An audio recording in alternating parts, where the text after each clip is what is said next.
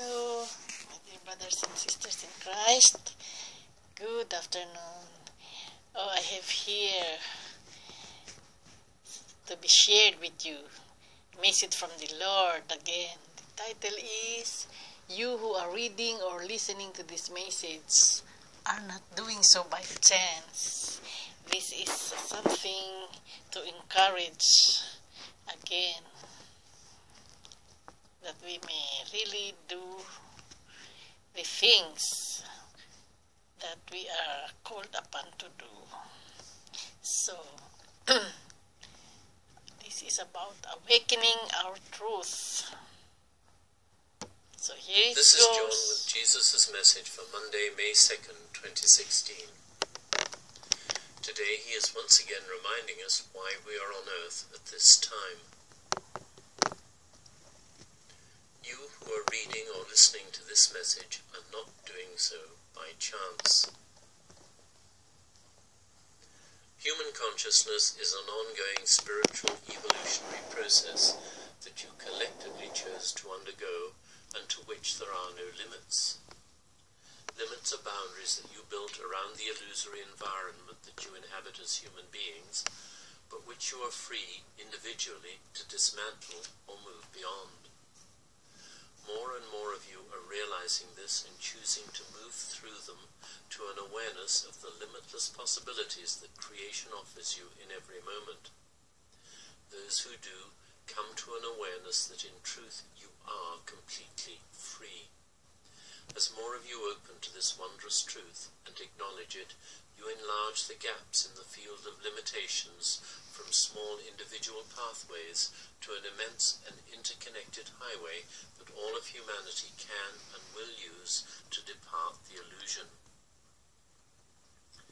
Passing out of the limiting environment in which you have spent eons seemingly controlled and restricted by unseen forces of enormous power, you awaken into an infinite field of unimaginably unlimited possibilities. This is what humanity is in the process of doing right now. The worldwide chaos and confusion that is presently arising is identified by humanity as an endless and enormous theatre of operations in which global warming, tectonic plate shifts, extreme weather systems, interminable wars, unconscionable corporate and political corruption and greed are seemingly leading to an inevitable global catastrophe that will destroy the environment and most, if not all, of the life forms present on Earth, including, of course, humanity. The problems humanity is facing appear almost insoluble. This is not the case. What is happening is the removal of the blinders that hid from you the awareness of the interconnectedness of everything. As you start to see the interconnectedness of absolutely everything, you cannot help also seeing the insanity of the way in which you have been attempting to live your lives separated from one another.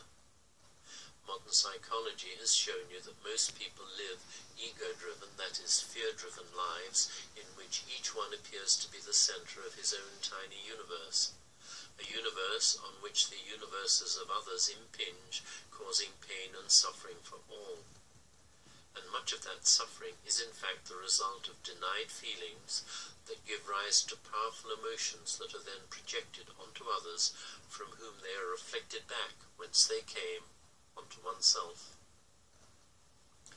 Awakening is an opening to the awareness that all those seemingly individual universes that humans appear to inhabit is in fact one fully integrated part of the infinite field of divine love, which is all that is.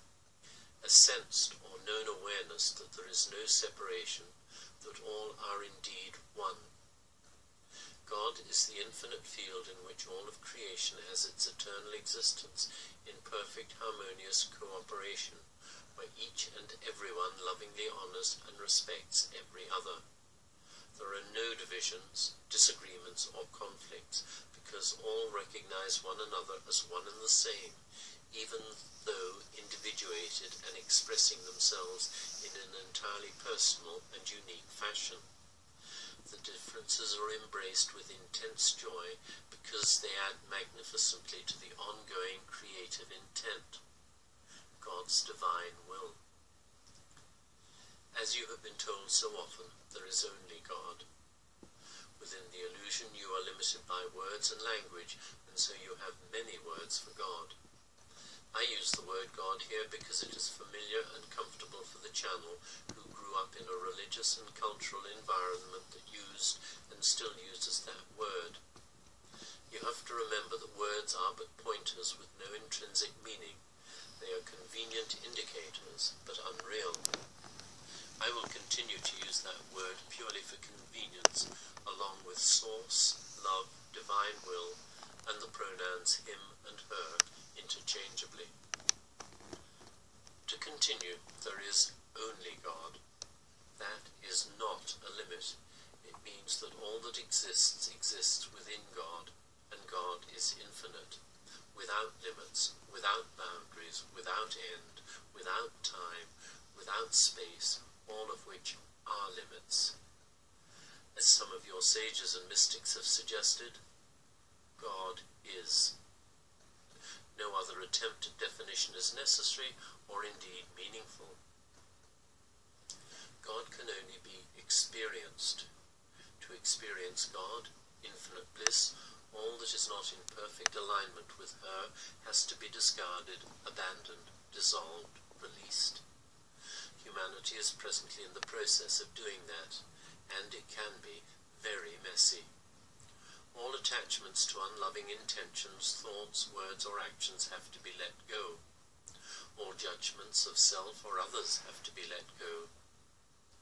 Your hearts are the physical manifestations of your oneness with the divine, the physical aspects representing the center of your eternal being, and into them you have loaded over the eons fear, hatred, anger, resentment, shame, judgment, bitterness, and worthlessness, among others, as aspects of yourselves that you have then disowned and projected onto others because they are far too painful to take within yourselves.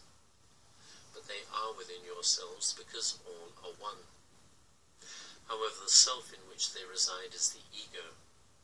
The ego is an apparently split off or separate part of yourself. Your self is eternally one with God, with all sentient beings, and can never be separated from her. To separate would be to cease to exist, and that is impossible because what God creates is eternal. Your egos are the small selves that you imagined into being to enable you to play the game that is the illusion. Modern psychology uses the term the inner child to refer to the part or aspect of a human that hides behind the mask that a person presents to the world. It hides because during its childhood it was severely hurt and it does not wish to be hurt again. However, it continues to be hurt because it feels vulnerable and insecure, having never grown to maturity, to real adulthood. Its scholastic, academic, and physical talents and skills allow it to present a mask of confidence to the world, but behind that mask a small and frightened child still resides. Psychotherapy in many forms is used to help that inner child gain confidence and self-acceptance by enabling it to see that all its negative self-judgments are utterly invalid. The effectiveness of the efforts of competent and compassionate psychotherapists depends on the suffering the child has had to endure. However, every human is offered, through life lessons of many kinds, the opportunities necessary to heal the inner child, and each of you has at least one spiritual guide who accompanies you at all times to assist you with this demanding process. Over the eons there have been many lives, many experiences, much pain and suffering that has not been healed, and so in this period of humanity's evolution, which is always ongoing and always spiritual, many have volunteered to incarnate solely in order to assist humanity in the release of this enormous residue of buried, denied, or unacknowledged suffering. It is most certainly far too painful for just one human to deal with.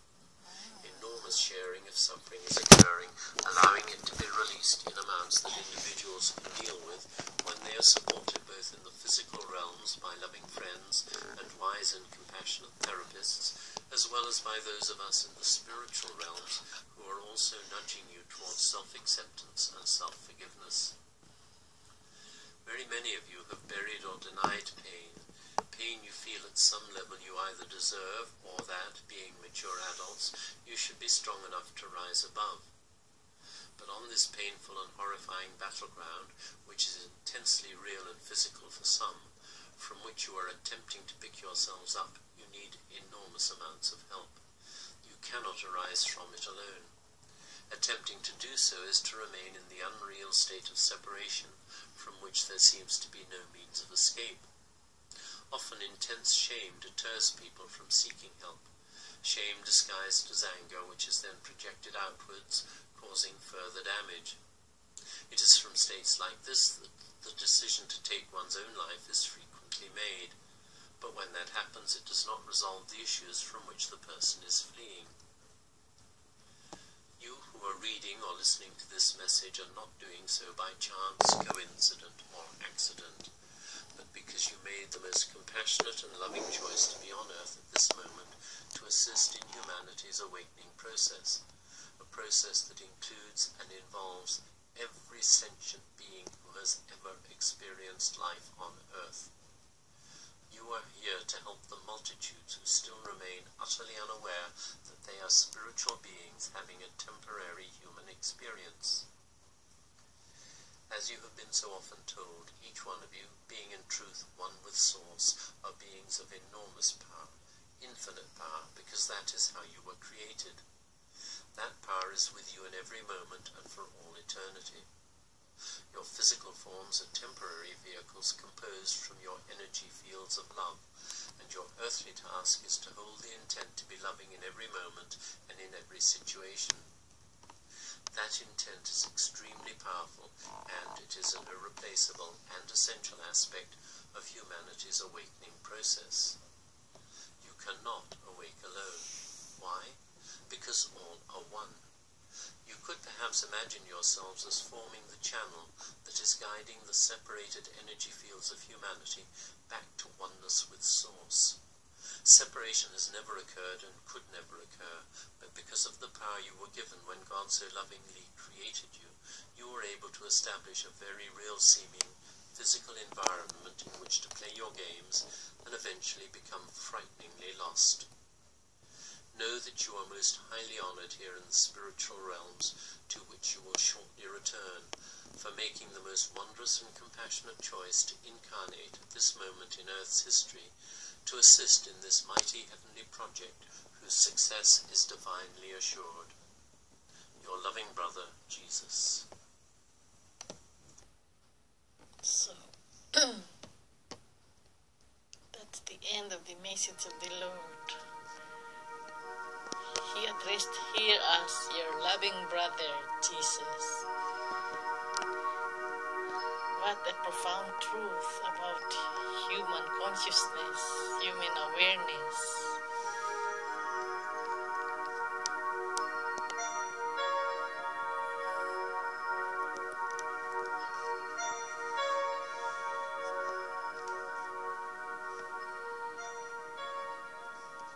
It is awakening our truth. We have to dig deeper to this. So,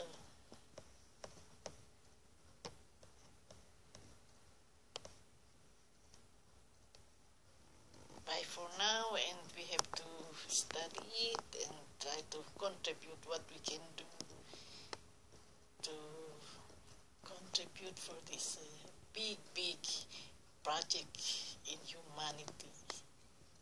You can experience your incarnation on earth.